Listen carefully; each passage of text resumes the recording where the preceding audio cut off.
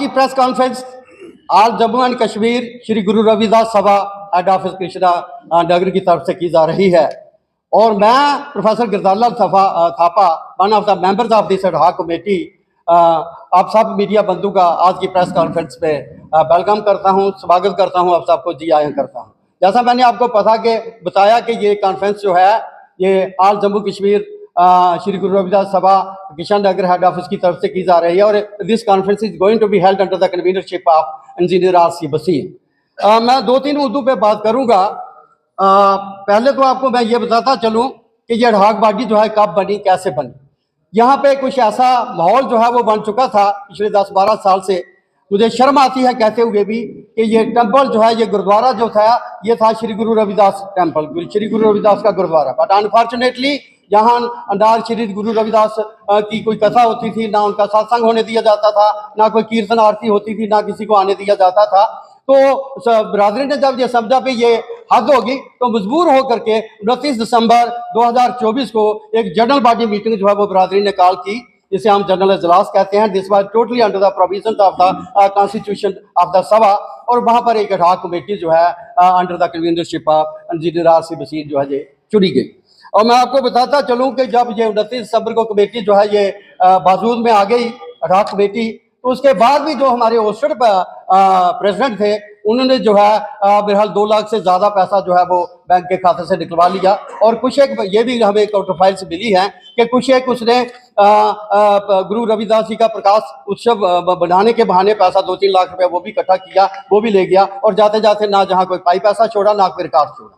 अब कमेटी ने अपने तौर पे आकर के जो है ये यहाँ पे शुरू किया। तो मैं आप बताऊंगा, 2 चरणों में बात करूंगा कि आज तक कमेटी ने मोटा मोटा मैं बात करूंगा कि क्या किया और आगे इसका करने का क्या प्लान है। पहले मैं बताने जा रहा हूं कि आज तक किया क्या है।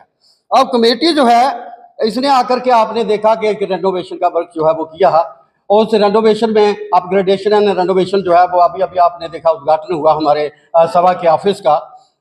ये उसमें एक मेन कैटेगरी में आता है। पहले जो ऑफिस था वहाँ पे पता नहीं चलता था कि ये ऑफिस है, वहाँ दम घुटता था, बड़ा गंदा सा शेप, क्योंकि जब चेहरा ही अच्छा नहीं है तो बाकी फिर आप अंदाजा लगा सकते हैं। तो ये पूरी कमेटी ने बरादरी के सहयोग से ये एक फैसला लिया कि हम इसे अपग्रेड करेंगे, इसे रेनोवेट करेंगे। वो आज आपके सामने है। इसी तरीका से जो आपके सामने हाल है, ये जो हमारी बिल्डिंग है इसका खस्ता हाल है।